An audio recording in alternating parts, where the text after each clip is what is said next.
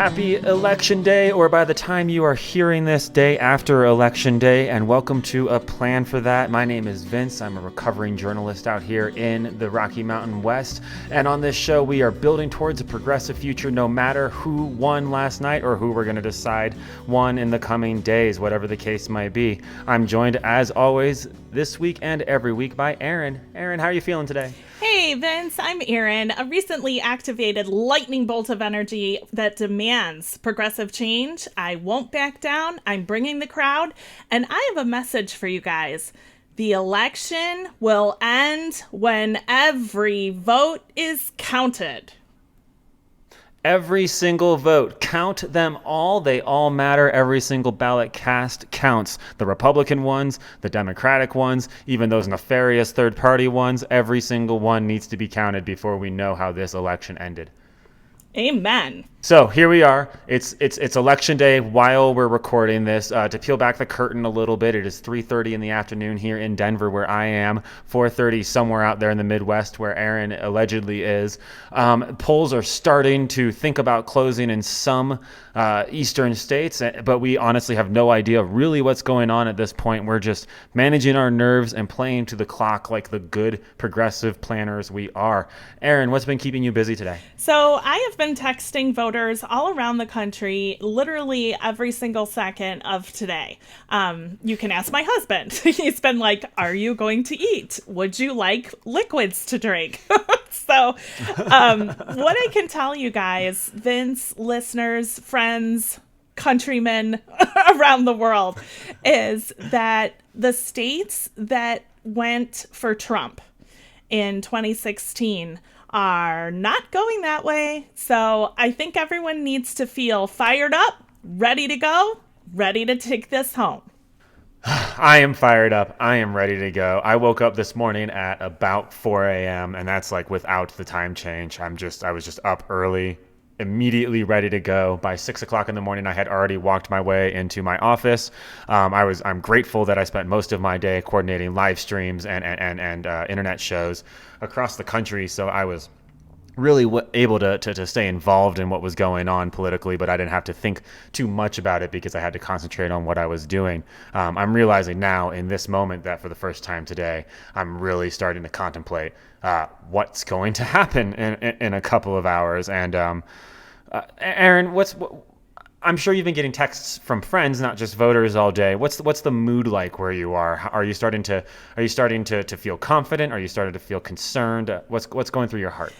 I am very happy. I think that we're going to get a very different answer to the nightmare that 2016 was. And I've also seen some split tickets, which is really interesting. I was mentioning to Vince off the mic that some people are still voting for Trump. Not a lot. Don't freak out. But they're also voting for Democrats. So that is an interesting little thing that you're seeing in some of the rural areas of Pennsylvania. So I think that the Congress has some really important seats that are going to flip. And we already talked about this in previous episodes, but it bears repeating that we have a chance to flip the entire Pennsylvania legislation. Woo! The former Pennsylvanian in me is just over the moon to hear that. And yes, I'm talking to you 814 kids in Pennsylvania.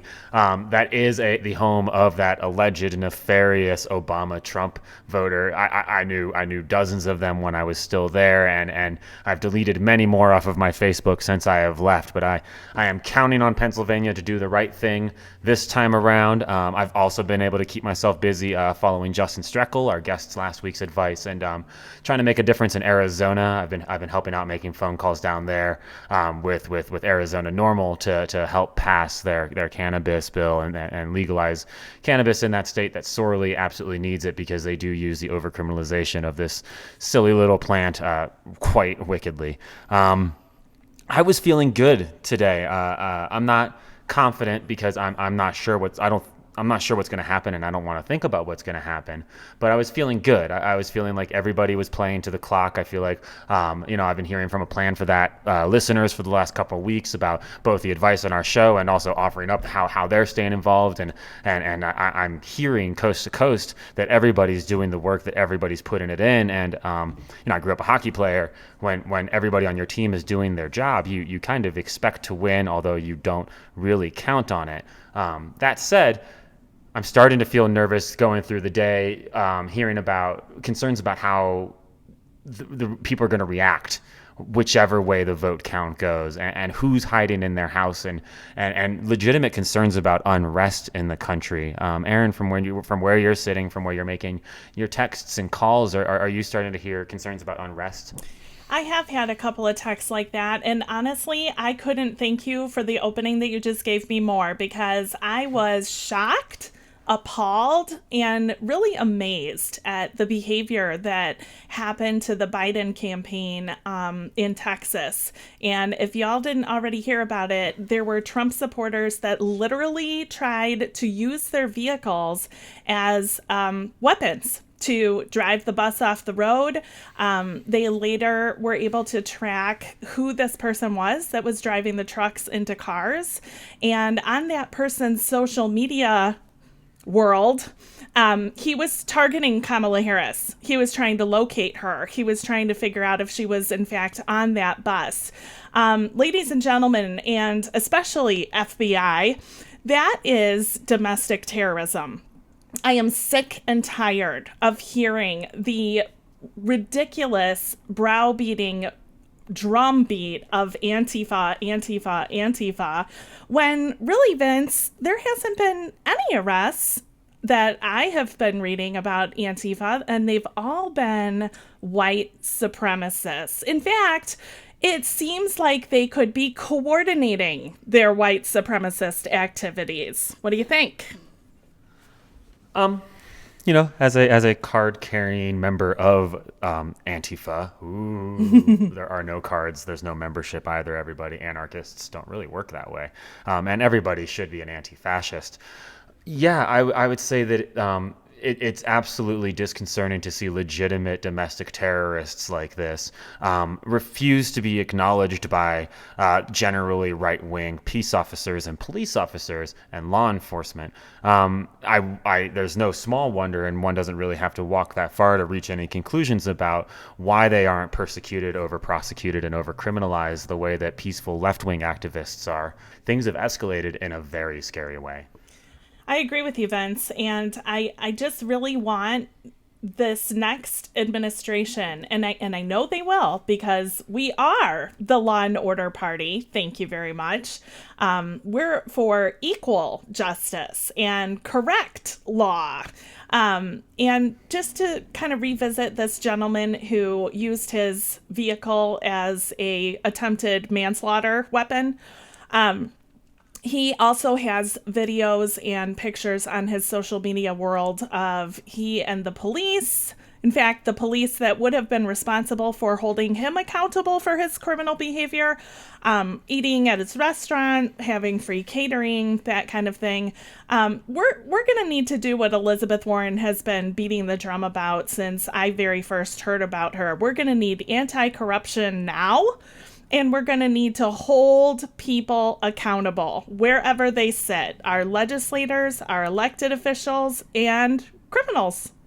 The mood that I've been hearing from a lot of people after this Trump train video emerged has definitely a lot of it's rocketed. It's gone a little bit sideways.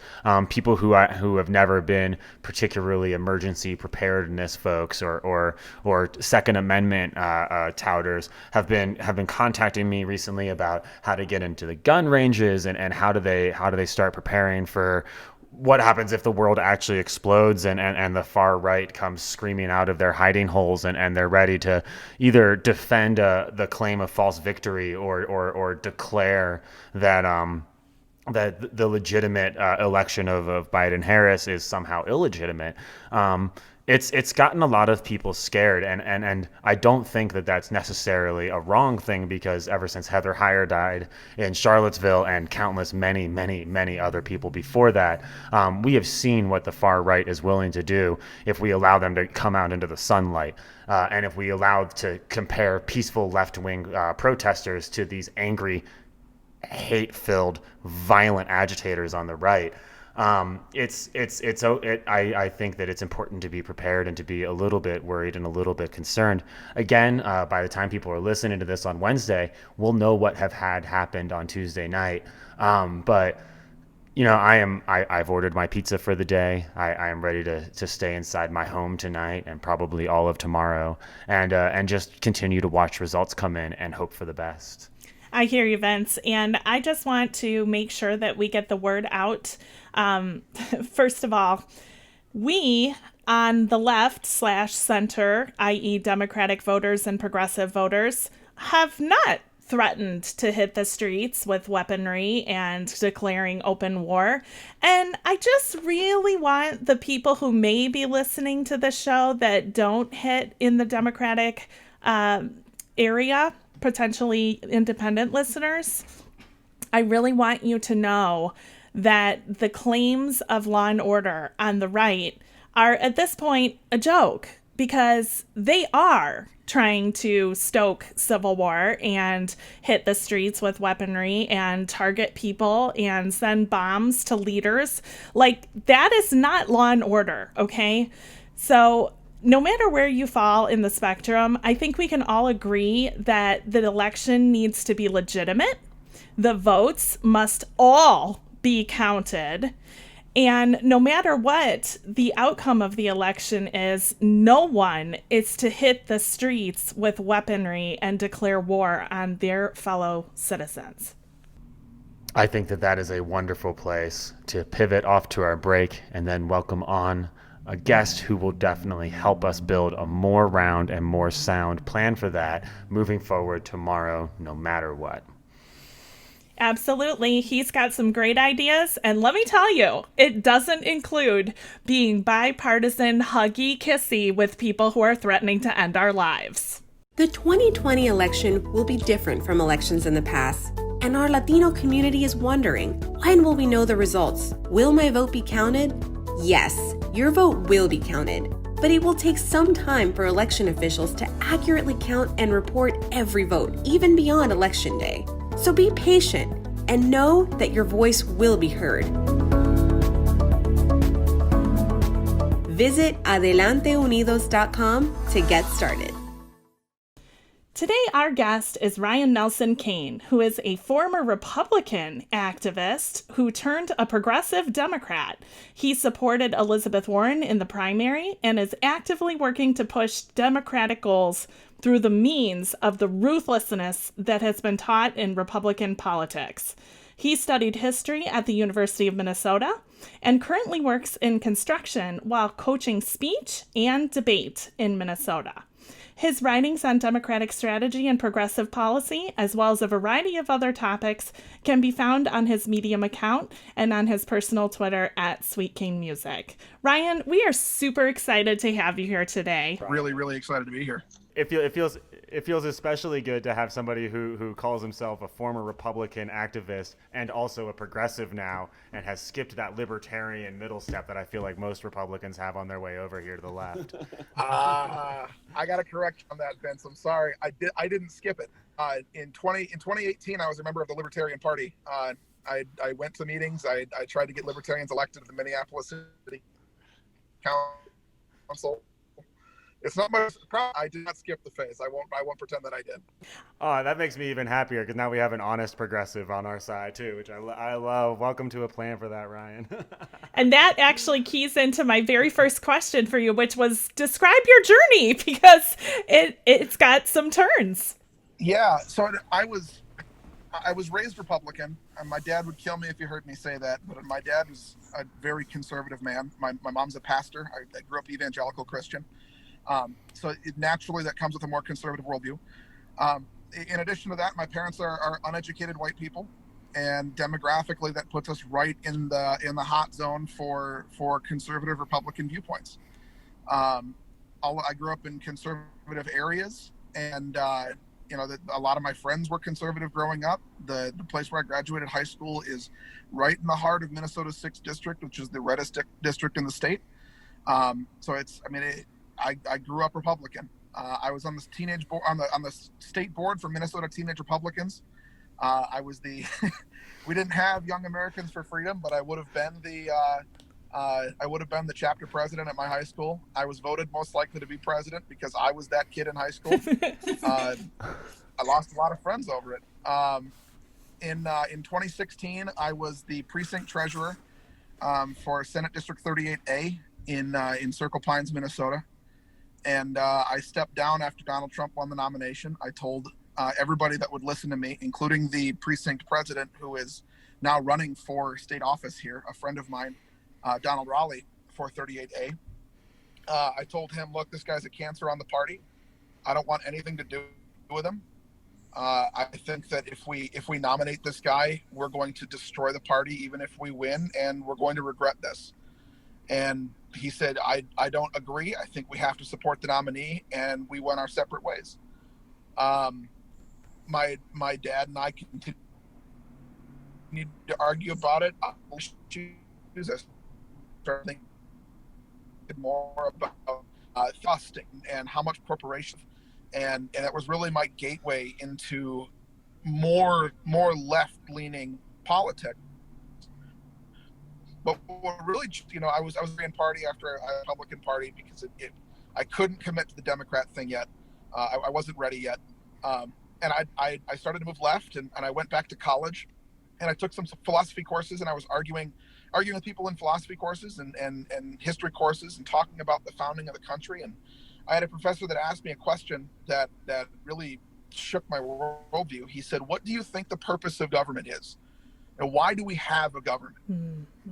And I couldn't answer it. I didn't have an answer to the question. And I got really upset. And frankly, I got a little scared because it really shook everything that I believed, because I just didn't know. I didn't have an answer. And I started asking people around me that question. Other libertarians, I went back to my dad and my parents, and I started asking conservatives, like, what's the purpose of this? Why do we have a government if we don't want it to do anything? And the question never got an answer. And it's the leading question that I have with every conservative and libertarian that I talk to this day. What do you believe the purpose of government is? And I found my answer in what I think would be an unlikely spot for someone who thought that he was a constitutional Republican. I went back and I looked at the founding documents and the founding philosophies of the country. And the number one influence on the founders for this country was John Locke. The Lockean philosophy was what prompted a lot of the phrasing and writings, and they took whole cloth phrases from his philosophy papers and put it into our founding documents. And the purpose of government, according to John Locke, was that in a democratic society, the purpose of government is to defend the rights of those who couldn't defend themselves if government didn't exist. And when you start looking at it that way, when you start looking at it as the purpose of government is to defend rights, you start to think that maybe the problem that the founders had wasn't big government, it was power, and power pooling in places that was unchecked by those who couldn't defend their own rights. So the people who can't defend their own rights, the average citizen who can't defend themselves from power, has to form their own power. So we have a government. We have government of the consent of the governed, and we send representatives into government to protect us, from those who are bigger than us, who don't necessarily need government, but government exists for them too. The same way that someone would go to jail for stealing from Jeff Bezos, and I'm not a big incarceration guy, but that's the system we have. The same system that protects Jeff Bezos and his property is the same system that should protect my property. Mm-hmm, mm-hmm. And it's the same system that should protect my rights as a free citizen, my right to vote, and every citizen's right to vote. So that's really my journey. It brought me to a progressive place. And I should say the last thing that really brought me there, because I felt kind of politically homeless, was that first huge rally that Elizabeth Warren had in St. Paul at Macalester College. I was there. And I was there, and I saw former kids that I'd coached that were there, that were only there because they heard me talk about how much I liked her message and wanted to hear her speak. And suddenly I'm standing there with the next generation of progressive fighters, not even realizing that I'm a progressive myself, not applying that label to myself, and hearing her speak and seeing how they reacted, and seeing and feeling how I felt about government in that moment. It really, it was the full realization that progressive to me isn't what Glenn Beck always said it was to me. It's not some boogeyman. It's not the misunderstood, the angry, children of the American left. That's whatever it is that conservative media and the conservative framing of this country has made it to be, is not what it is. And I realized that listening to Elizabeth Warren speak and seeing how my kids reacted to her. You're in such good company. Vince, I know you're dying to get in here. I have to say, I'm so wildly inspired hearing every word that you just said. Just because that's the fight that I dedicated my life to a lifetime ago. Is once you look at politics through a common sense lens and a shared experience lens, kind of landing in a progressive position is really the only non-selfish place that I find like people who care about anybody other than themselves can possibly land. And I took a similar journey from the anarchist left to the Democratic Party and found my home through Team Warren after Obama kind of laid the path for me and kind of taught me a little bit about progressive populism. Elizabeth really did bring me a home and offer me a little bit of a here you can have these, everybody should be cared for, everybody should be taken care of, and that is the basic service and structure of this giant government thing that we've spent the last 250 years building in this country. I mean, we have the oldest government in modern history around the globe. It should absolutely be putting to use for the common citizen, not just 1% is a scary term still these days, but not just the upper 1%. Everybody should be afforded the beauty of this country. Absolutely right, guys. And I have liked Elizabeth Warren since her 2008 days working with the Obama administration to save our country from disaster of the Republican economic fallout.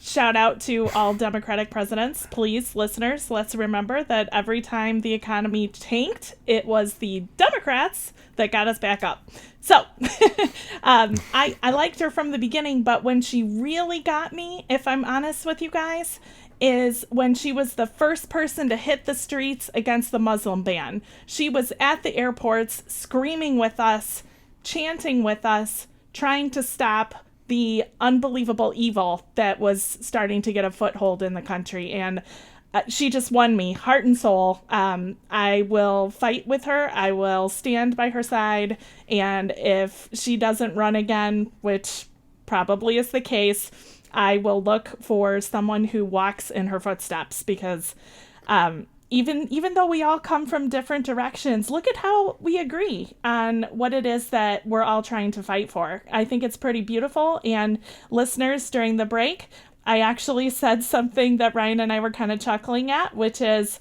Elizabeth Warren and the progressive side of the Democratic wing is going to actually deliver the lies that Donald Trump said about his populist platform. Yeah, absolutely. In reality, like the Republicans had no plan to get this stuff done. they said it because it's popular, and they knew it was popular because they've been railing against it for 30 years. This stuff is popular, and they know it. They're not dumb. They're just evil. Their plan is coming next week, Ryan. That's what they keep. The week after election, we're going to get their plan for healthcare. The week after election, we're going to get their plan for this, because they definitely know all of the buzzwords. And what I'm really hoping that Elizabeth can keep going in whatever her role is in the new administration, and what we all need to keep going for the next 4 years, and what we need to find in our next candidate. Let's all hope that it's not Joe Biden. Let's get Joe in the White House for the next 4 years, and let's get him out of the White House after that. we need somebody who is going to inspire the kind of engagement that we've seen for the last 4 years to be able to continue. We need to, like, the people in the streets, the people making phone calls. I've been in politics a long time, and it has never looked like this before. Ryan, do you think it's going to be possible post Trump, post that kind of a boogeyman, to keep this many people engaged and ready to go to push for progressive policy? Look, I think it's more than possible. I think that it's necessary. I think that it requires a level of effort that, it's going to take a sustained effort, and a lot of us are going to be really tired. But the point is that it's not going to end. The fight doesn't end on November 3rd. The fight doesn't end on January 21st. The fight doesn't end. That's the thing about building a more perfect union, right? Is that the idea is that the fight doesn't end. It will never end. There will always be places that we can improve, always, places that we need to build better. The fact that we're still talking about whether or not someone who has been out of prison and has, still has a felon tag on them can't vote is something that on election day we should be talking about every year until it's fixed. We should be talking about it the day after election day and the day after that and the day after that, because until everybody in this country can vote, we're not where we need to be. Until every vote counts the same, until the electoral college is gone, it's not where we need to be.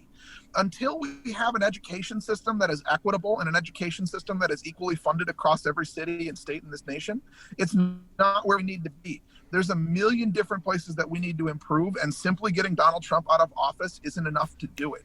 Until I could go on and on about it. I really, really could. I know we only have a half hour, and I'm going to really try not to grandstand about, singular issues. Grandstand. I love it. The one thing that I want to get across is this, is that the number one critique I've had of Democratic politics since I became a Democrat is that they don't have the guts for the fight 100% of the time. We cede way too much ground.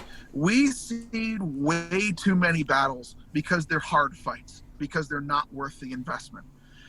Look, we know that Republicans agree with us on a lot of issues. We know that when we can phrase something a certain way, when we can organize things the right way, we can bring Republicans with us, because Republican voters are a lot different than Republican leaders. And the average Republican voter has every single incentive to follow our lead on these populist issues. We just have to organize them. We just have to fight them. And we should spend the next 2 years and the next 4 years and the next 8 years, however long it takes, to break the Republican Party by organizing in all of their strongholds. By spending the time, spending the money, spending the resources to fight every fight. Not just fight the fights that we think we can win, not just fight in Florida. The best example of this is the fight to win Texas this year. Right? Texas has gone red every single year since 1972. Every single year. But the number one push from Democrats this year has been, we need to flip Georgia and we need to flip Texas, because without that, the Republicans don't have a path. That needs to be the mentality going forward. We can't cede any fight. We can't go to sleep in any battle. There can be absolutely no room for people like Steve King and Tom Emmer. There can be no room for people like Jason Lewis to potentially win a Senate seat in Minnesota. There's no room for it. And the only way that we ensure that there's zero room for something like that is by fighting every single fight, tooth and nail, blood and teeth, making sure that there's absolutely no way that they can come back. We put the nail in the coffin, election after election after election, year after year after year after year, and we do that with constant and ruthless organization. I am so with you right now, and I know Vince is going to echo this. Ryan, what are you running for? Seriously, you need to run. I was about to say, Nancy Pelosi, you better be listening, because this is the next generation of Democrats that's coming for your job. Remember how you're going to use every tool at your disposal to stop that ACB confirmation? You rolled over, and we all saw it, and we're really, really, really tired of watching the left leaders roll over in fights. I couldn't agree more. We need to be ready to win. We need to be ready to do the work, and we need to be ready to have difficult conversations at every level of politics, from our kitchen tables all the way up to our courtrooms, all the way up to our state houses and beyond. Absolutely right. There's good ways to do this too, right? So one of the things that we can start to do is to make politics a part of comfortable everyday life. People won't like it at first, There's a lot of people who find discomfort in politics because they don't like the confrontation, but it doesn't have to be confrontation. It doesn't have to be conflict. It can just be something like saying, I wish the government would do something about that. I really wish that somebody would pass a bill that says that we could do something about that. I really don't like that this traffic signal is in this part of town. Great, let's go to the city council and let's have a conversation about that. That's politics. That's politics at the lowest form of politics. It's easy. It's the 101 course. It's something that we can get people comfortable talking about. Because if you're comfortable talking about traffic lights, chances are eventually we can get comfortable talking about Medicare for all. We can get comfortable talking about universal suffrage. It's the end of the line. And I think too often Democrats especially look at the end of the line issues as the only issues. And part of organizing everywhere means we need to organize everywhere. Family, friends, people in the community, your neighbors. We need to talk to people and be comfortable talking to people. We can't do this thing where we only go out once every 4 years, once every 2 years. We need to fight these battles in the off years. We need to stay organizing and stay connected in the years where there is no election. Stay friends with the people that you organized. Find get-togethers, find reasons to get together, have dinner with people, have people over for a book reading. You're all reading the same book. Let's read Ivermectin Kendi this month. I love it. I mean, it's 100% stay engaged, stay involved with everybody. The way that I did it post 2018 election, when I started to meet a lot of the organizers here in Denver after I left journalism and when I was starting to get into politics, was I would literally host a weekly family dinner in my backyard. The week before, we would pick the country of origin. I would be responsible for a large shareable main dish. Everybody else was asked to bring something that worked as a side dish. And we sent a text message out through an organizing app to about 200 people every week, and it was just people we had met through politics and said, hey, come over to our backyard tonight, have dinner. And without fail, 30 to 40 people would show up every week, and it was we would be doomed if everybody showed up, but nobody ever did. And it was always just super fun to see people who we would never really see in such a personal setting. And from that, my passion project was born. And because everybody needs an easy, approachable political issue to talk about it in situations like these. Mine is bike lanes. Some people really hate bikes. Some people really love bikes. But everybody has an opinion on it, and nobody's really going to get into a fist fight about it. But it does immediately come back to your city council person, your mayor.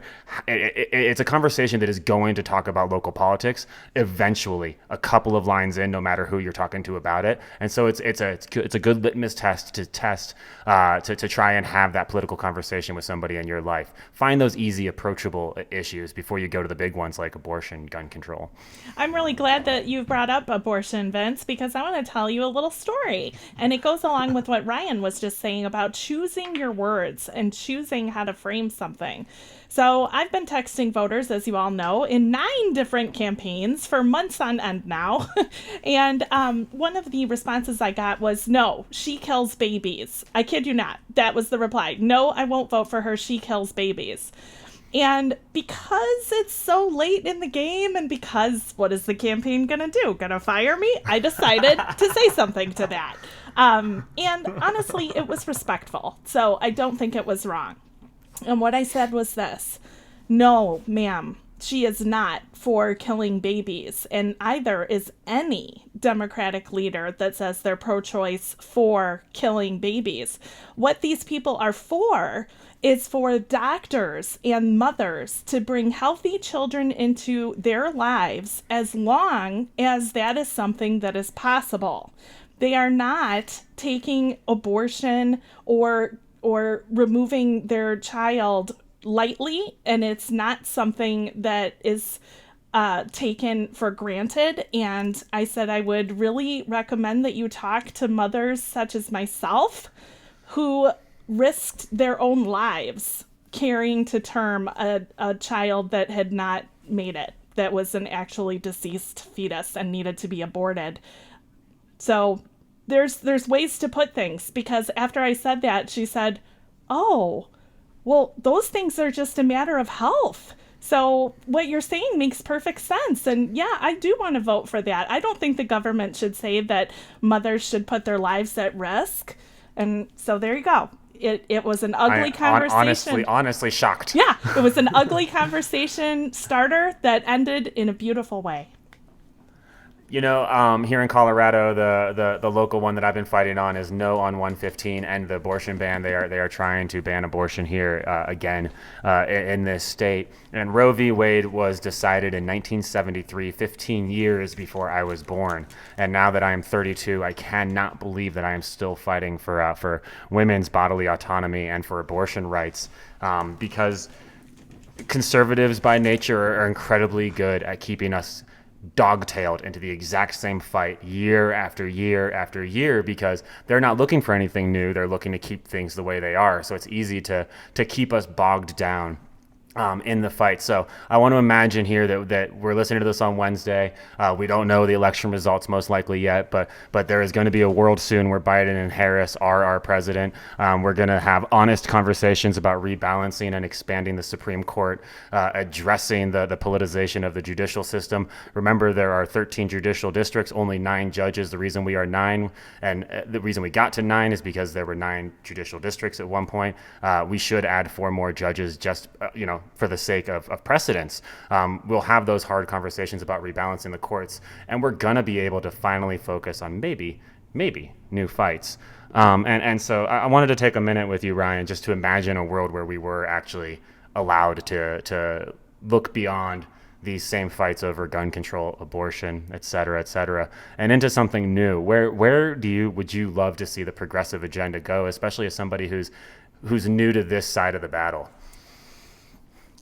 Yeah, I mean, look, there's a lot of different places that we could go. I just want to touch on one thing real quick before we move on from the judiciary stuff. I think one of the places that we have failed as Democrats, as a party, is to call that the end, is to call a court win the end of the fight. Roe v. Wade, the fact that that's still the standard and we don't have state and or federal laws protecting reproductive rights, to back that decision up in law, is a failure. It's a failure, and it's as much a failure on the Democrats as it is on everything else. The fact that we just say, okay, well, Obergefell v. Hodges gets decided, gay marriage is legal. No, that needs to be codified in law. We need to start winning fights and putting the nail in the coffin so we can move on. And where I'd like to move is somewhere like climate change. We can start actually having good climate policy in a government that's not discussing the same 7 issues every single year. We can start talking about things like forgiving student loan debt and economic equality when we're not discussing gun control. And look, I'm a gun guy. I like guns. I own a gun. There's a lot of things to like about them, even just as a recreational person. Like, I like going to the range with my brother and shooting. My brother's a libertarian. It's fun to go shoot. Do we think that there should be criminals out there with guns, domestic abusers? No.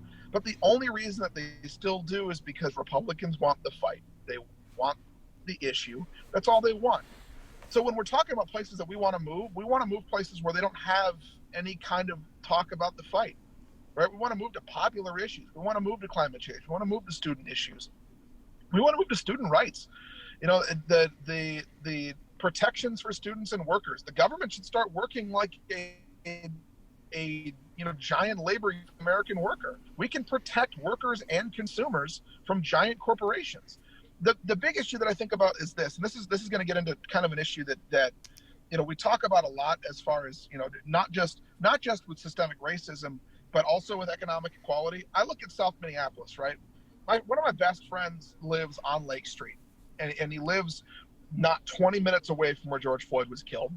I'm right now, where I'm sitting in this car is 15 minutes from where George Floyd was killed. I am 5 minutes from the outer ring of the protests. This is still a hot issue, right? And one of the major things that came out of that was talking about Target and how Target burned and AutoZone burned and all these stores burned down here. And they said, well, they're destroying their community. Part of the fight that we need to have is talking about what makes a community and what makes a government. You look at what's going on in these areas, and you look at the economic issues in these areas. There's no economic opportunity because corporations come in and they take it all. That's right. Target provides jobs, but they don't provide competitive jobs. They're providing $12 an hour jobs with not great benefits that don't provide any economic opportunity for advancement in areas where mostly white landlords own all the houses. So those tax dollars, that income is moving out of the city. People who live in the city aren't making money to grow in the city. The opportunity isn't there, and that's because the government doesn't protect them. That's an issue that we need to fight.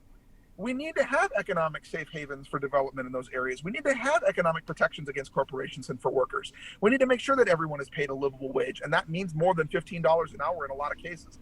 We need to make sure that everybody gets the same health care benefits with Medicare for all. We need to make sure that those people are protected. That's the duty and the purpose of government. So all of these issues being interconnected, I think, is the number one challenge that we face in fighting these fights. Is because people want to have these one-off single issues where one solution can fix everything, and we don't. We have a giant ball of cords, and if you've worked in tech at all, you know what a giant ball of cords looks like, and it takes a long time to unravel, and you've got to separate everything out and then reorganize it. That's what we mean by big structural change. Everything's got to get pulled apart, examined, see what it is, and then put back where it needs to go, because nothing is where it needs to be right now. That's the next fight. We need to reorganize. I hear you. And if I could say what my favorite part of that is, and where I see a lot of, dare I say the words, trickle down benefits, is in getting rid of this corporate power. Like, it just, what you spoke to, Ryan, a lot of times the fight that we have with quote unquote Republicans, and I'm going to shout out to Sheldon Whitehouse here, is actually not with Republican voters. The fight is with the Federalist and the Heritage Foundation and the Coke machine. It's with money. It's with dark, controlling money. Yeah, and you're absolutely right. And this is kind of what I was talking about before. When I re-examined my entire political philosophy, this was the thing that I came back to, right? The founders didn't fear government. They didn't fear government control. They feared power.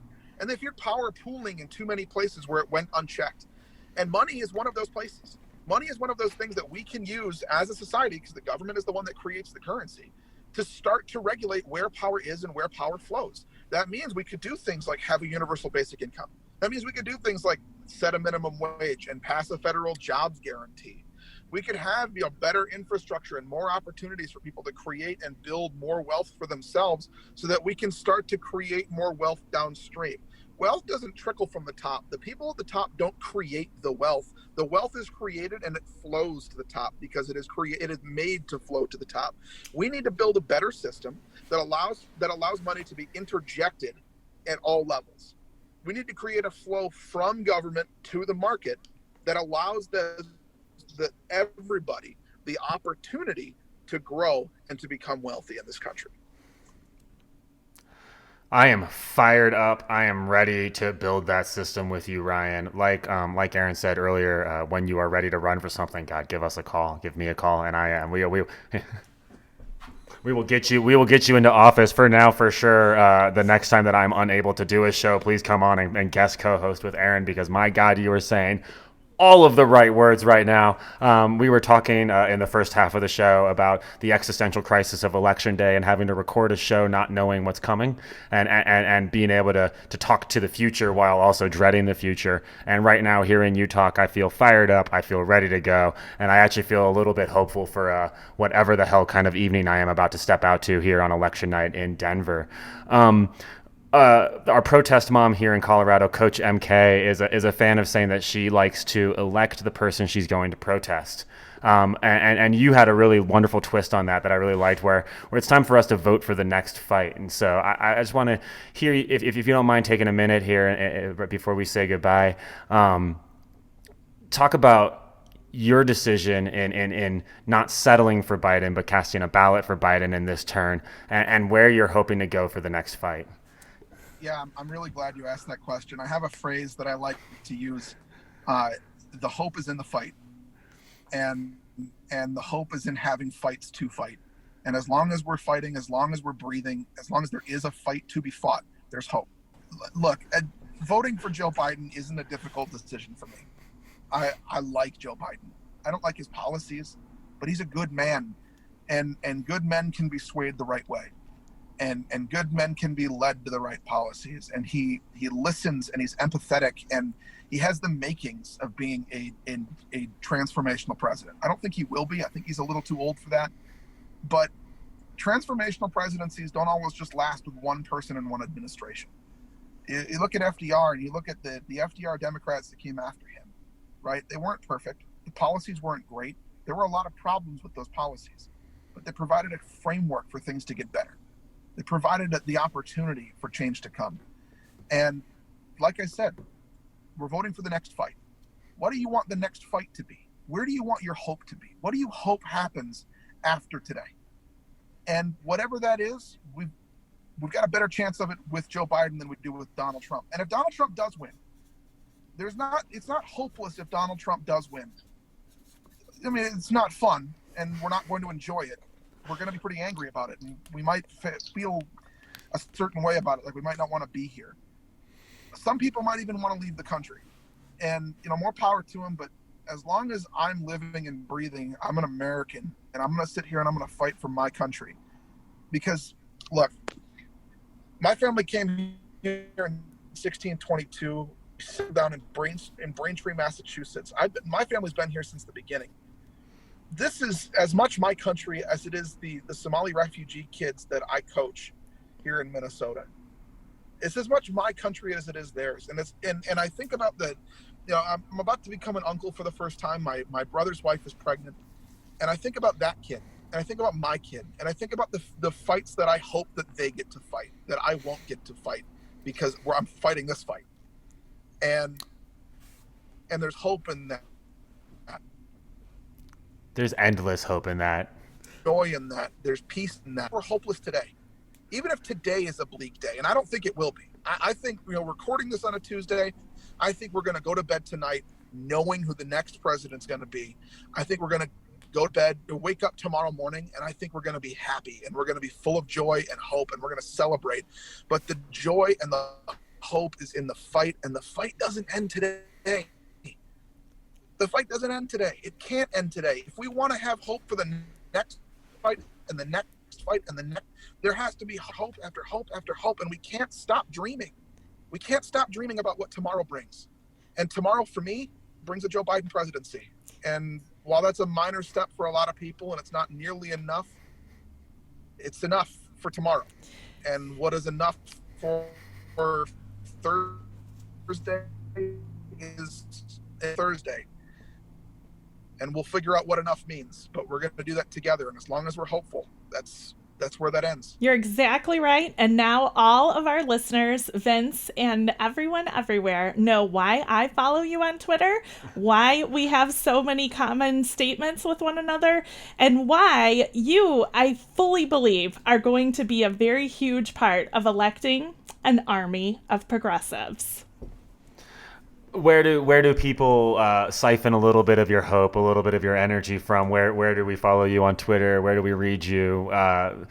What's going to be the URL for your eventual campaign website? What do you think? Look, my Twitter page is @SweetCaneMusic. That's just like Sweet Chin Music with the Heartbreak Kid, Shawn Michaels, but it's Kane because it's my last name.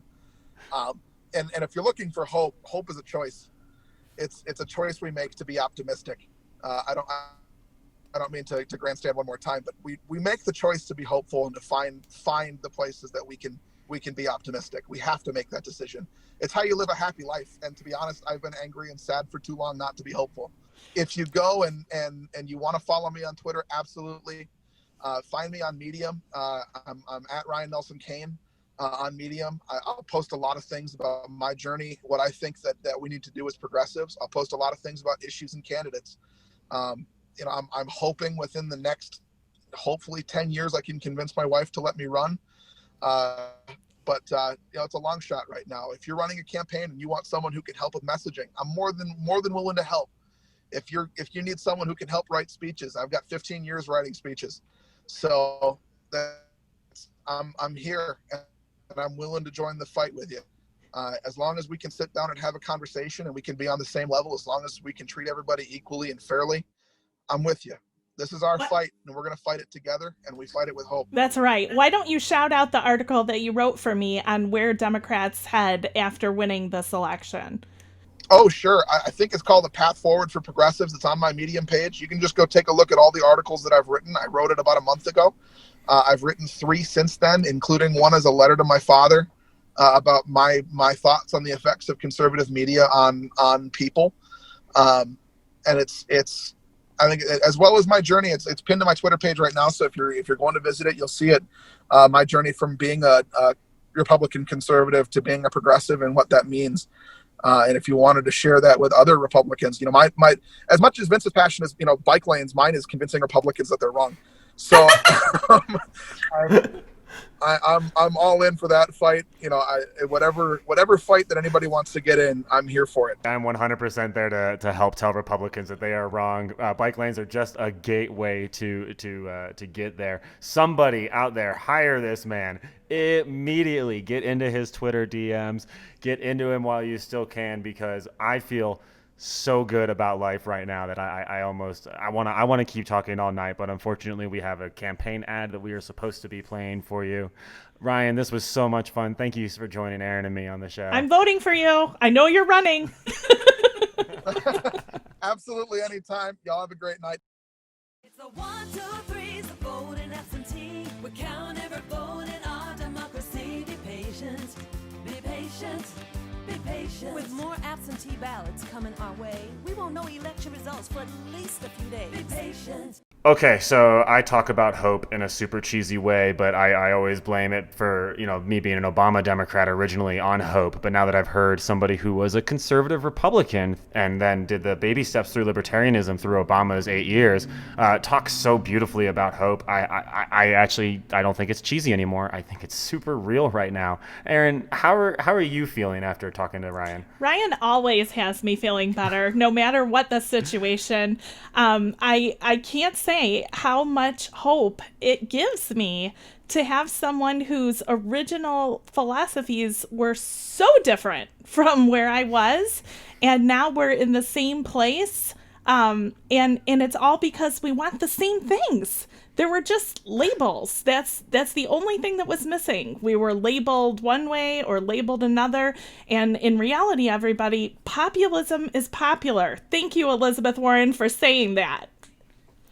Asada Shakur in her autobiography talks for a little bit about how her own internalized fear of labels and how it stopped her from being engaged in different politics early on in her life before she joined the Black Panther Party. And it's very true. We have to stop being scared of words that we can't define without the help of a website. The work is not done yet, though, no matter how hopeful we feel. And that's the other half of what Ryan was saying. Hope is in the fight, and the finish line is not November 3rd. That is but a starting line, and we are doubling down to this fight. One thing we have to concentrate on doing before we get back into the legislative process is putting a bow on Election Day. And Erin, you have some tips for our listeners on any shenanigans and what to do about them that they might have seen, they might have heard while they were casting their ballot. Yes, I'm glad that you brought that up. These things are happening as we speak. Several voters that I was texting today said that they were being shoved out of line by Trump supporters. That's not okay. I don't care who did it. It's wrong. And what you need to do is report it to @CSay2020. I would also report that to the ACLU. Why? Because they're interfering with your American constitutionally protected right to vote. That is called voter intimidation. And honestly, in the times of COVID, it's flat out assault. So make sure that you're reporting those things. Again, CSay2020. See it, SEE, say it, SAY 2020.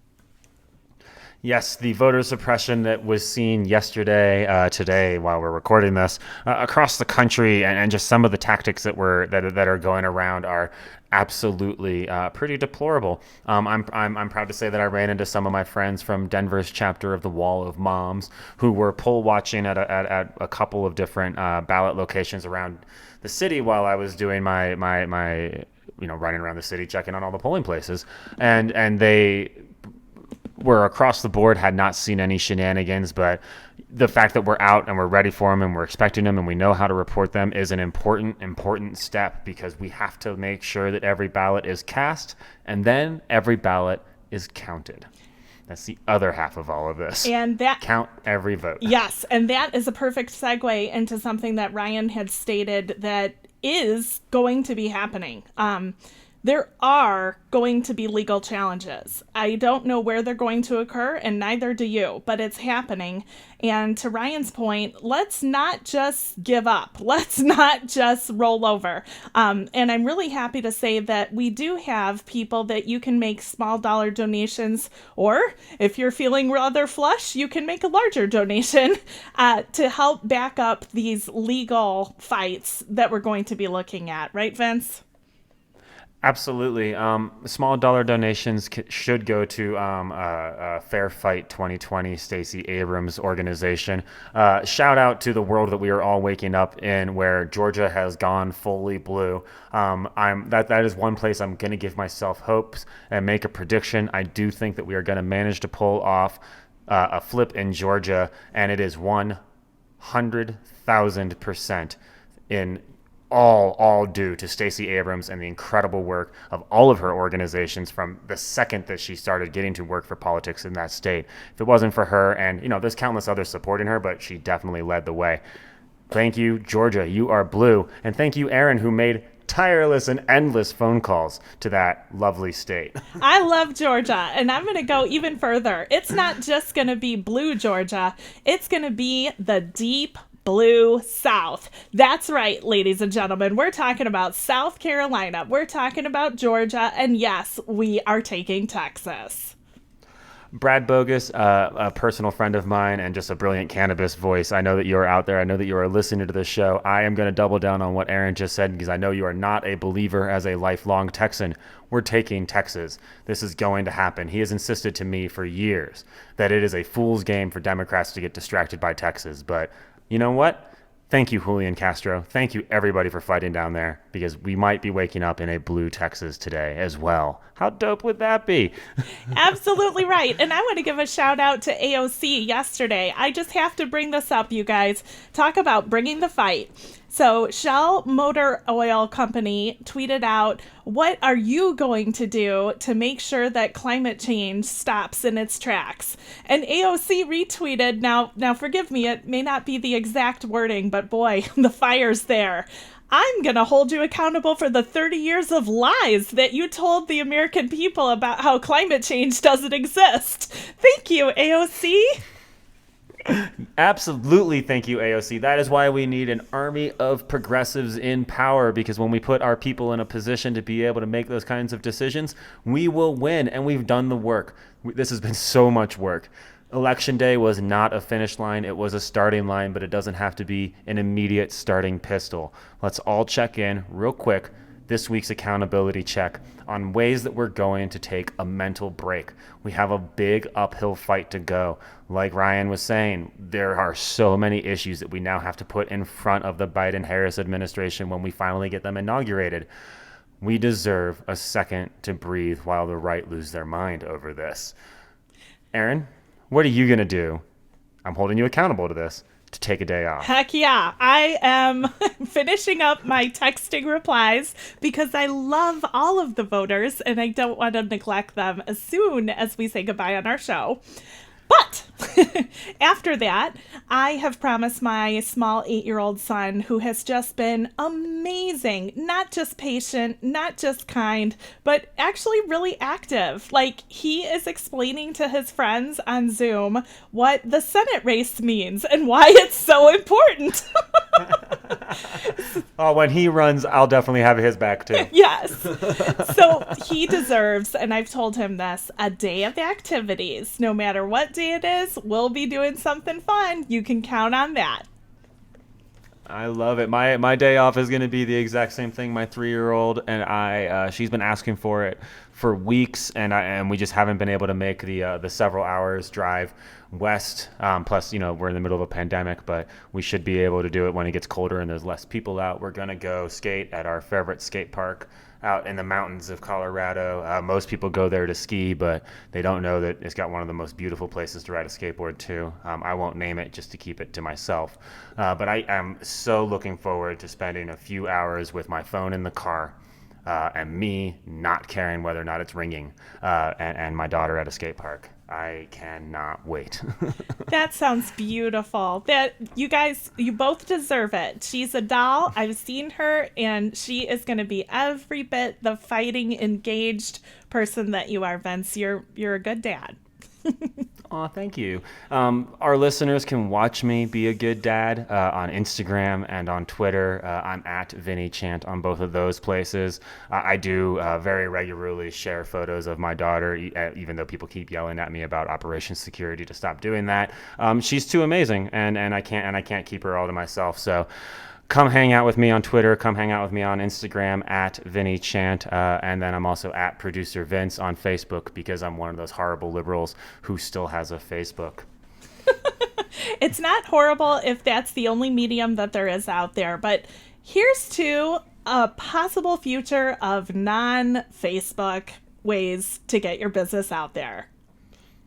Very true. The day that I am not a social media manager anymore, my Facebook will absolutely be out the window.